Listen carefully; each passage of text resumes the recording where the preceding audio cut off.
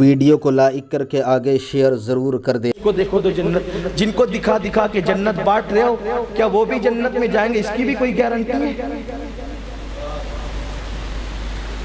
یہ پھپکیوں کا دور ختم ہے، حقیقتوں کے دور میں قدم رکھو، خود فریبی کے دور سے نکلو۔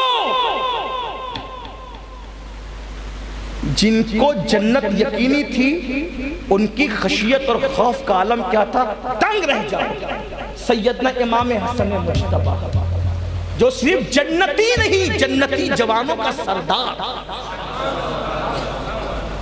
اور وہ بھی پیدائشی طور پہ جنتی جوانوں کا سردار، حرم میں پیشانی رکھ کر، حرم میں مطاف میں، آج کا مطاف نہیں، سنگ مرمر والا ٹھنڈا مطاف نہیں، اس دور کا مطاف جہاں کنکر ہے، پتھر ہے، تپتی ہوئی ریت ہے، مکے کی چلچلاتی ہوئی تاریخی دھوپ ہے، کہ اگر اس زمین پر اس وقت کوئی گوشت کا لوٹا ڈال دے تو وہ بھون کر کے کباب کی شکل اختیار کر جائے، ایسی چلچلاتی دھوپ میں امام حسن سر زمین پہ رکھ کر کہتے ہیں میری مغفرت کر دے، میری مغفرت کر دے۔ یہاں آ کر حقیقتوں میں ڈوب کر کے سوچو، کہاں وہ راتیں جو فیس بک کی گندگی میں ڈوبی ہوئی ہے اور پھر بھی غرور ہے کہ ہم جنت میں جائیں گے۔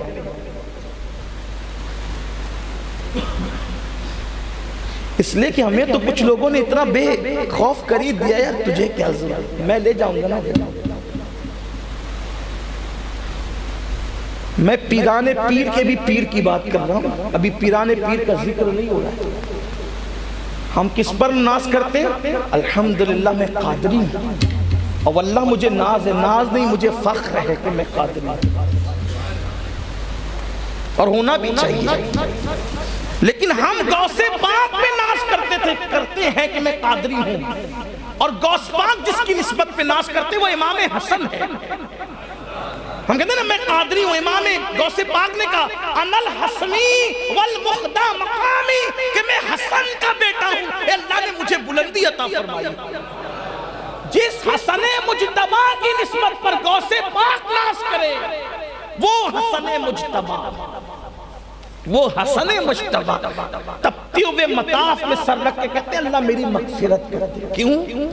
اس لیے کہ اللہ نے رزق کا وعدہ کیا ہے، رزق کا وعدہ کیا ہے، ہم لوگوں کے نام بنام اس نے مغفرت کا وعدہ نہیں کیا ہے۔ کیا کہا اس نے؟ وہ جس کو چاہے عذاب دے، یہ کہا۔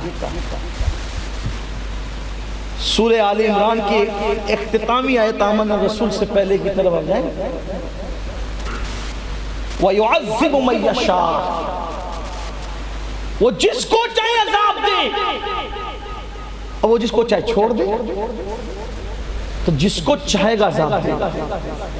ایک بات یہ بھی سن لینا کہ اگر کوئی پہاڑوں برابر اعمال لے جائے اور اس کو وہ چاہے عذاب دینا تو وہ دے گا، پھر وہ اس کا عدل ہے۔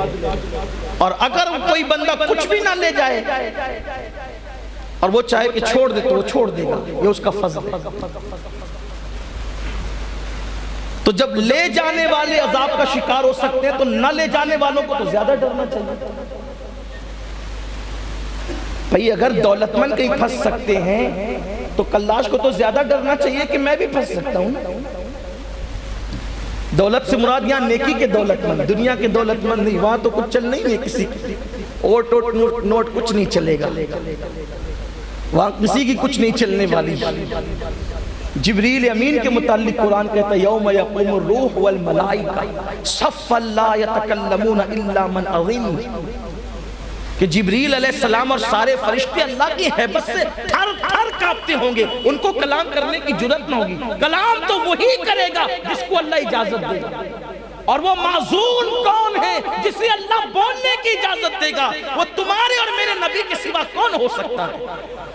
وہ آمنہ کے لال ہوں گے جو بولیں گے، لیکن ان کے بولنے کا عالم بھی کیا ہوگا؟ کہتے ہیں کہ اتنی حمد کروں گا اور ایسے حمد کی الفاظ اللہ میرے دل پر القا کرے گا کہ آج تک میں نے خود بھی نہیں کی اور مجھ سے پہلے کسی نے نہیں کی. جس دن میں وہ حمد کروں گا ویسی حمد کروں گا, ویسی اللہ کی تعریف کروں گا. امام حسن مجتبی علی جدی علیہ السلام کہتے ہیں میری مغفرت کر. کسی نے دیکھا, دیکھنے کے بعد کہا امام. جب انہوں نے سر سجدے سے اٹھا لیا, آنسوؤں سے داڑھی تر تھی, زمین گیلی تھی, اس کو ترس آیا. اس نے کہا امام آپ مغفرت کے لیے رو رہے ہیں, آپ مغفرت کے لیے رو رہے ہیں. آپ کی امی تو سیدہ فاطمہ, آپ کی ابا خاتم الولایت مولائے کائنات, آپ کے نانا مالک جنت سید الانبیاء, آپ کے بھائی حسین. امام حسن کا جواب کیا تھا؟ فرمایا یہاں ماں باپ کی منقبت پڑھنے کی جگہ نہیں ہے, یہ اللہ کی بارگاہ ہے, یہاں رو کر اس کو منانے کا مقام. یہ ہے وہ سچے لوگ, واقعی جن کے چہرے دیکھ کر جنت ملتی تھی. یہ وہ سچے لوگ, وہ یہ کہہ رہے ماں باپ کی ماں باپ ہمارے یقیناً وہی ہے جو تو کہہ رہا ہے, نانا بھی وہی ہے جو تو کہہ رہا ہے, بھائی بھی وہی ہے جو تو کہہ رہا ہے, لیکن یہاں تو اللہ کا حرم ہے, یہاں رونے کی جگہ ہے, یہاں رونے کی جگہ. اور یہی فکر ان کے خاندان والوں کو ملی.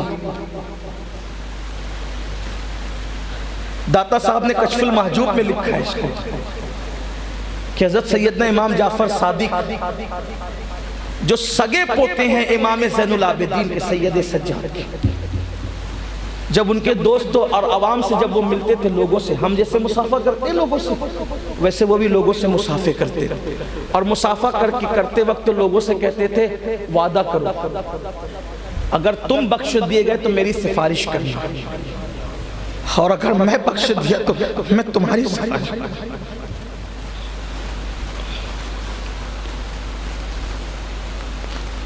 جن کے آل نبی ہونے میں منافقین کو بھی شک نہیں تھا.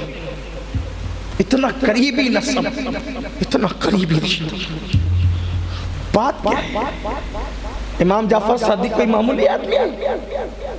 امام اعظم جیسا اللہ کو خواب میں 100 مرتبہ دیکھنے والے نعمان بن ثابت, امام اعظم جیسی ہستی کہتی ہے کہ اگر جعفر صادق نہ ہوتے تو نعمان ہلاک ہو گیا ہوتا.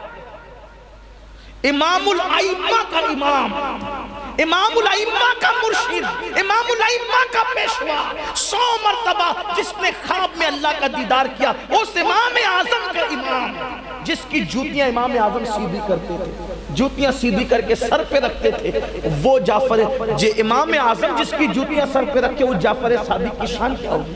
عوام سے کہتے تھے اگر تم بخش دیے گئے تو میری سفارش کرو, وعدہ کرو, کرو گے ایسا کرنا تھا, اور اگر میں بخش دیا گیا تو پھر میں سفارش. لوگ کہتے تھے آپ تو سید ہیں. ویڈیو اگر اچھا لگا ہو تو لائک کر کے آگے